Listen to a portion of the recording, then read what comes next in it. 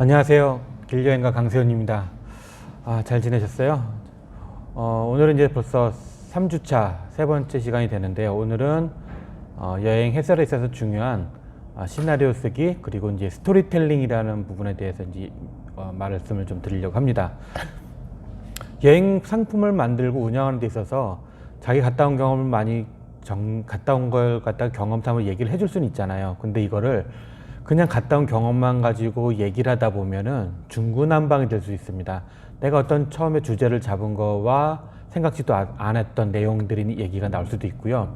아니면은 너무 많은 얘기가 나와서 사람들을 힘들게 또 피곤하게 만들 수도 있습니다. 그렇기 때문에 그런 부분들을 조절하기 위해서 좀 써야 될 내용이 있는데 그런 걸 갖다가 정리해서 하는 게 보통 우리는 시나리오라고 합니다. 근데 이 시나리오를 쓸 때 좀 더 얘기가 들어가서 어떤 사람들한테 전달력이 뛰어나게끔 할 수 있는 이런 기법이 있는데 이걸 갖다 스토리텔링이라고 합니다. 그래서 어떻게 하면 스토리텔링이 무엇인지, 그 다음에 어떻게 얘기하면 좋을지를, 어떻게 쓰는 게 글 쓰는 게 좋은지를 오늘은 그 부분에 대해서 말씀을 좀 드릴까 합니다.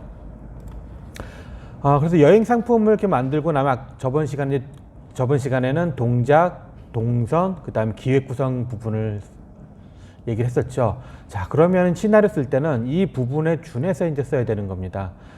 기획은 내가 주제 정할 때는 뭐 예를 들어 제가 자꾸 한강을 만들었으니까 한강에 대한 이제 주제를 쓰기로 했어요. 그래서 그걸 가지고 기획도 했고 동선도 짰어요.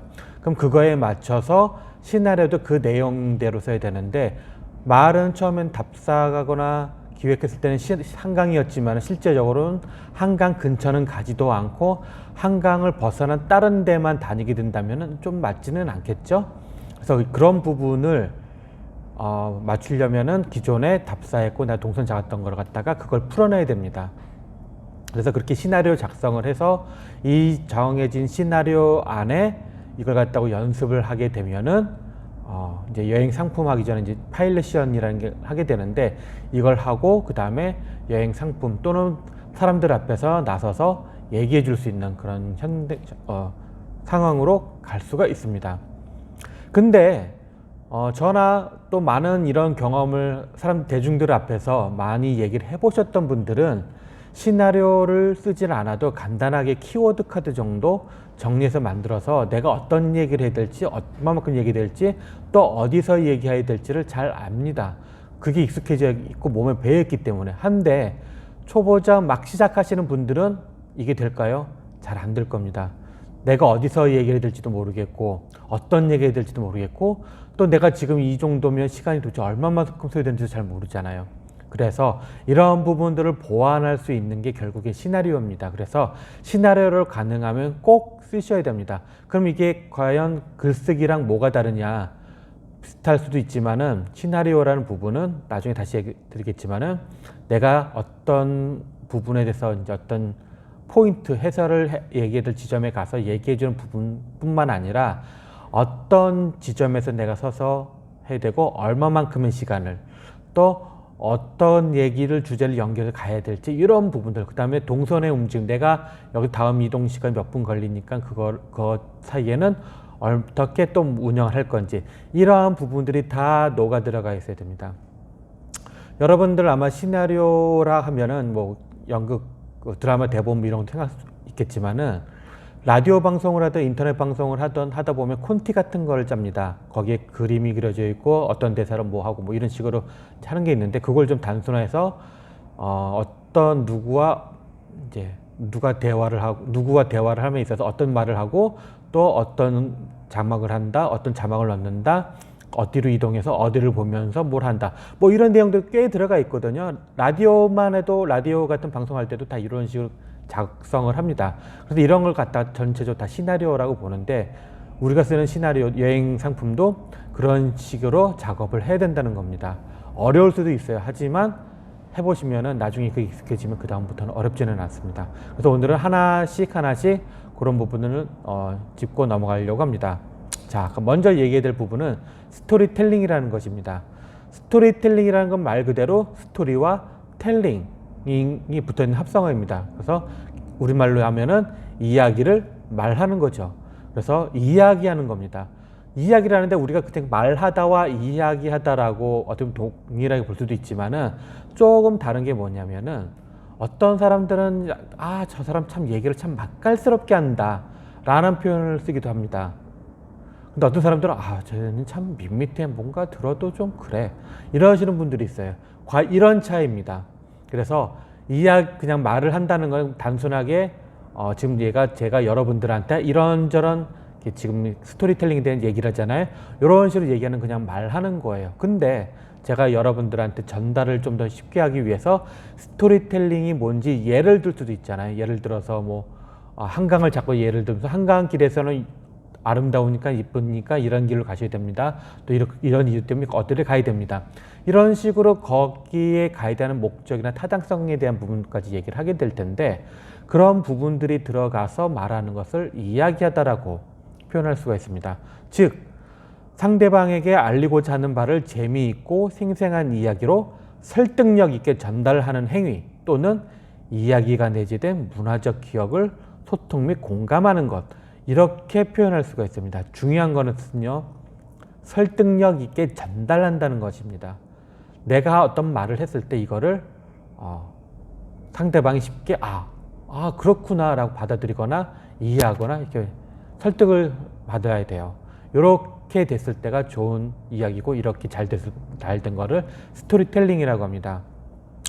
제가 이 스토리텔링 하면서 가장 예를 드는 것 중에 하나가 뭐가 있냐면은, 예전 뭐 방송국에서 젊은 남녀가 같은 장소에서 사과를 팝니다. 커플이. 근데 한쪽 커플은 자, 맛있는 사과 있어요, 사과 사세요, 이렇게 말을 했고요. 또 옆에 있는 한 커플은 자연의 기운을 받아 붉게 물들고 맛있게 익은 사과가 있습니다, 사세요, 이렇게 했습니다. 과연 어느 쪽이 더 많이 팔렸을까요?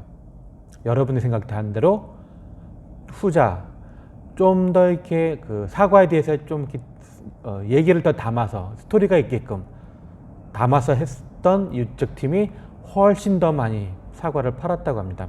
똑같은 사과인데 왜 이런 결과가 나왔을까요? 바로 사과에 대한 상상도 있지만 설득을 할 수 있는 문구를 던져줬기 때문에 그런 거거든요. 그래서 이렇게 하는 것 잘 해야만 문화 해설이든 역사 해설에 있어서도 잘 할 수가 있어요. 안 그러면 너무 밋밋해지고요, 재미가 없어요. 그럼 사람들이 좋아하지는 않겠죠? 자, 미국 영어교사위원회에서는 이 스토리텔링이라는 것을 어떻게 정의를 했냐면, 음성과 행위를 통해 여러 시청자들한테 전달하는 것이라고 했습니다. 제가 가끔씩 이렇게 강의하면서도 손짓 이렇게 하죠? 이런 제스처 들어가는 것도 이야기를 전달함에 있어 되게 중요하기 때문에 그렇거든요. 그래서 이렇게 제스처라든가 말하는 거를 다 도와주는 역할을 합니다. 그래서 이렇게 하시는 것도 밋밋하게 이렇게 가만히 있고 얘기하는 것보다는 조금 손 동작을 넣는다든가 웃는다든가 이렇게 하는 게 훨씬 더 사람들한테 전달하기가 더 좋습니다. 자, 그러면은 스토리텔링이라는 것도 이렇게 얘기를 했습니다. 그러면 이제 시나리오라는 게 뭔지를 이제 알아야겠죠. 이런 스토리들을 텔링한 것들을 그냥 그대로 담는 게 이제 시나리오입니다. 시나리오 글쓰기예요. 일반 글쓰기랑 조금 다를 수 있습니다. 그래서 시나리오라는 것은요, 해설 여행을 함에 있어서 제일 기초가 되는 부분입니다. 그래서 튼튼한 집을 짓는 첫 작업이다 라고 말할 수 있고요. 또 좋은 시나리오는 해설의 생명을 불어넣어 줄 수도 있습니다. 방금 말씀드린 것처럼 단순하게 예를 들어서 한강이 있습니다. 한강에 잠수교를 갔어요. 그럼 잠수교를 갔을 때, 자, 앞에 보이는 잠수교는 1960년대 지어진 다리고 한강 수면에 가장 근접하게 만든 다리입니다. 이렇게 전달하는 것보다, 얘기하는 것보다, 자, 여기 앞에는 잠수교가 있습니다. 왜 저렇게 지었을까요? 여러분들 아시나요? 네, 맞습니다. 잠수교는 말이죠, 옛날에는 한강이 옆에 제방이 있다 보면 좀 높았거든요. 그래서 교각을 만들면은 비용이 많이 들겠죠. 한데 그 비용을 공사비를 좀 낮추기 위해서 한강 수면 바로 위로 만들게 됐습니다. 또 한 가지 이유가 한강이 얼마만큼 불어나는지를 알 수가 없거든요. 비나 장마가 많이 오게 되면, 장마가 졌을 때. 그럼 그거를 갖다 측정할 수 있는 뭔가 필요로 했는데, 그거의 기준이 되는 지점을 이걸로 하자라고 해서 잠수교를 한 것 만들어서 한강 수면에 낮게 배치를 했습니다. 이해가 되시나요? 자, 이렇게 제가 얘기했어요. 잠수교를 갖다 설명할 때 두 가지 방법을 얘기했는데 어떤 게 훨씬 더 와닿나요? 얘기가 좀 아무래도 후자가 얘기도 많이 했지만은 좀 그 잠수교가 있는 이유를 좀 더 명확하게 설명이 되죠. 단순하게 잠수교가 있었습니다가 아니라 잠수교가 있는 이유를 이렇게 제가 설명을 해드렸잖아요. 자, 이런 식으로 말을 하는 게 해설인 거고요. 제가 지금 이렇게 말했던 모든 내용들을 글로써 표현한 것이 시나리오입니다. 그래서 어떤 분들 시나리오 쓰려니까 잠수교는 뭐뭐뭐다 이런 식으로만 쓰고 내용이 다다라고 이렇게 하시는데 실제로 제가 앞에 뭐라고 됐었죠? 잠수교가 뭐죠? 잠수교는 왜 이렇게 만들었을까요? 이런 말도 있죠? 그럼 이런 말 자체도 글로 쓰는 거예요. 이해가 되시나요? 그래서 내가 직접 말하려는 것들을 글로서 다 표현하는 거예요. 그래서 말 따로 글 따로 이렇게 쓰는 게 아니라 내가 하려고 했던 말 그대로 글로서 텍스트로서 옮기는 작업을 시나리오입니다. 거기서 제가 이제 또 느꼈죠. 잠수교를 어디서 보면 전 좋은지 위치를 알아요. 그러면 예를 들어서 이제 시나리오 또 이런 부분 들어가겠죠. 잠수교 도착에서 시야가 제일 잘 보여 어디 지점에 서서 사람들을 모은다, 시선을 이끈다. 이런 지문 같은 형태도 들어갈 텐데 행동을 지시하는 거잖아요. 이런 것도 들어가는 게 바로 시나리오입니다. 그래서 시나리오라는 것은 단순하게 글쓰기보다는 좀 더 내가 하려는 행동 또는 말로 하려고 했던 글들을 다 표현하는 게 시나리오입니다. 그래서 처음 쓰시는 분 되게 어색하실 거예요. 내가 말하는 투대로 쓸래니까 어색하기도 잘 안 되는데 이렇게 써보시다 보면 그게 자연스럽게 나한테 이거 들어갑니다. 익숙해지겠죠? 쓰면서. 그러면 실전에 나갔을 때도 훨씬 더 자유스럽고 자연스럽게 말이 나옵니다. 그래서 이렇게 시나리오 쓰는 게 되게 중요한 겁니다. 자, 스토리텔링을 만들고 이제 시나리오 쓸 때 있어서 제일 먼저 해야 될 부분이 뭐냐면은 스토리텔링은 목표를 정해야 돼요. 앞부분에서 동선 짜고 기획할 때 주제를 정하라고 했었죠. 그거와 내용이 통하는 부분입니다. 그래서 목표를 설정해야 되는데 과연 내가 이런 해설 여행을 누구한테 할 거냐는 거죠. 과연 내가 학생들 대상으로 할 때랑 또는 어른들 대상으로 할 때랑 과연 똑같이 얘기하면은 이해가 될까요? 아마도 학생들 앞에서는 좀 전문 용어 쓰거나 좀 어렵게 얘기하면 못 알아들을 거예요. 근데 어른들한테는 그렇게 얘기해도 얼추 이해는 할 겁니다. 그래서 내가 정한 타겟이 이 프로그램을 여행 해설 이런 프로그램을 진행할 때 누구를 대상으로 할 거냐 이거죠. 주제를 기획할 때는 전체적으로 어떤 주제나 내용에 대한 거를 전체 다 모았다면은 자 이거를 말로써 풀어낼 때는 대상이 누구냐에 따라 좀 달리 써야 될 거 아니에요. 맞춰줘야 되잖아요.